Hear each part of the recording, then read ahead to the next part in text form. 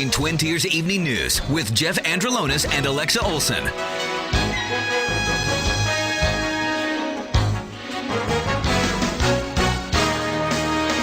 Now, from the Twin Tiers' biggest broadcast news operation, WVTT proudly presents Twin Tiers Evening News.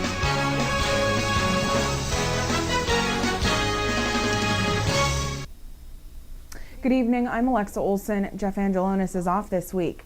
The big story tonight on Twin Tiers Evening News. A standoff near Wellsville Sunday led to the evacuation of several homes and ended in a suicide. WVTT's Valerie Tysaner has all the details. Valerie. Alexa, police say they have identified that man who was killed in the standoff, and it was in the town of Willings, which is near Wellsville. 60-year-old Gary Serrata committed suicide Sunday afternoon after a SWAT team was called to a home off State Route 19 in the town of Willing. Police were called for a domestic dispute, but that dispute quickly escalated. When police got to the house, troopers found Serrata in a bedroom. They attempted to talk with him before seeing that he had a gun. They took cover in a different room before hearing a gunshot and quickly leaving the house. A perimeter was established and supplemental forces were called out. Police used robots to smash in a window before discovering that Serrata had died of a single self-inflicted gunshot wound to the head. Police gave the all-clear for the scene around 5 p.m. Sunday afternoon. And police say during that SWAT standoff, there were 6 SWAT officers who entered the home, as well as a robot who was also involved that helped knock that window in. They say that during the standoff, multiple homes in the area were evacuated and they were able to return to their homes around 5 p.m. In the WVTT Digital Newsroom, I'm Valerie Tysaner. Back to you in the studio. Thanks, Valerie. Now, if you see news happening around the Twin Tiers, become a WVTT tipster. You can write posts on our Facebook page or email us. The link to that is on our website. That's WVTTnews.com. A Jamestown man is dead after being tasered. Police say they stopped 30-year-old Charles Baker Jr. for a traffic stop and he became combative, so police shot him with a stun gun. He was taken to WCA Hospital where he was pronounced dead 2 hours after the confrontation. An autopsy is set for this afternoon. Baker has previously served prison time for selling drugs. A 5-year-old Jamestown girl is dead today after being hit by a vehicle while sled riding Friday night. According to police, the girl was sledding down a hill and then went into the road where she was hit by an SUV on Foot Avenue. The girl later died at WCA Hospital. Police are investigating the incident but don't plan to charge the driver. A fire in Smethport on Sunday morning drew out firefighters. Officials say the fire started when a candle was tipped over at the South Mechanic Street apartment around 2:30 in the morning. Minor damage was reported, particularly to the headboard, mattress, and carpet in a bedroom at the home. A strange tip in McKean County. According to sheriff's deputies, an intoxicated man having hallucinations drove himself to the McKean County Jail to ask for help. Now, police say a blood test revealed traces of a controlled substance. They haven't released the identity of the 40-year-old Mount Jewett resident, but they have said he will be facing charges. An Olean man facing drug charges after his arrest Friday. 33-year-old Joseph Dempsey is facing third-degree possession of marijuana and possession of a hypodermic instrument. Police say Dempsey had about $1,500 worth of marijuana in his possession. He's in jail on $20,000 cash bail.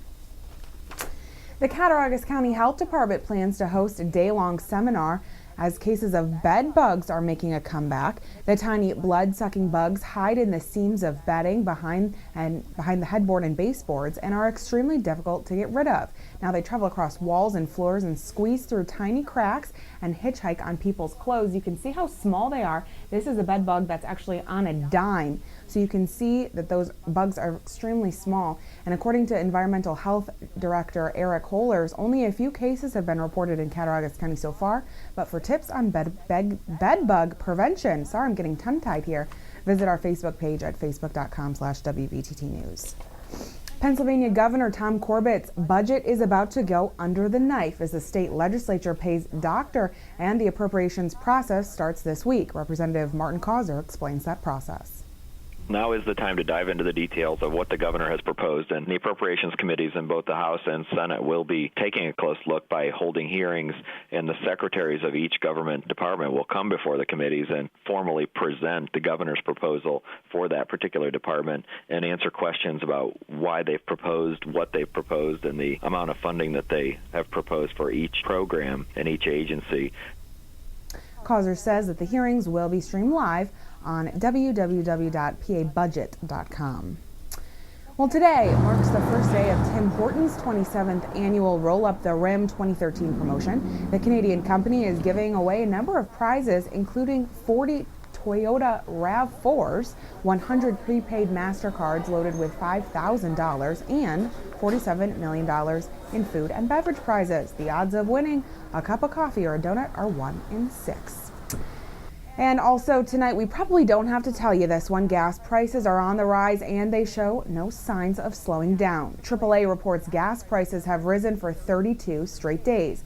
Zane Asher is in New York City, where, like many other places, drivers are feeling the pinch. Yeah, and taxi drivers in particular understandably dismayed and frustrated at those rising gas prices. Let's take a look and see gas prices right here in New York, in Manhattan. $4.15 at this particular gas station. Premium $4.45. Now, the national average for gas is roughly around $3.73 a gallon. In places like Hawaii, California, we're seeing higher gas prices still. Hawaii, the most expensive state to buy gas, $4.29. The cheapest place to buy gas is actually Wyoming at $3.17. Now, I did speak to some taxi drivers telling me that they're spending upwards of $40, $50, in some cases $60 a day on gasoline. Other drivers saying that, you know, they're probably going to consider using electric cars or hybrid cars, anything to get a break from the rising gas prices. Let's take a listen. Being in New York, you have access to public transportation, so it's much easier than, let's say, in Los Angeles. But the necessity of having a car at some points is what it is, and so you are going to have to cope. I just find that the prices at gas stations are getting out of control, and the government's not doing anything about it. Right, and that last guy I spoke to, David Jacobs, I asked him, well, what about taking public transportation? What about taking the subway? He actually told me that he's not allowed to take the subway. He is banned from taking the subway because he was a 9/11 first responder. And so because of respiratory illnesses, doctors essentially banned him from taking the subway because of the air quality down there. So some people, you know, they are at the mercy of rising gas prices. And if gas prices continue to rise, they really don't have any alternative. Back to you. Well, hopefully drivers won't be experiencing pain at the pump for much longer. More to come. This is Twin Tiers Evening News.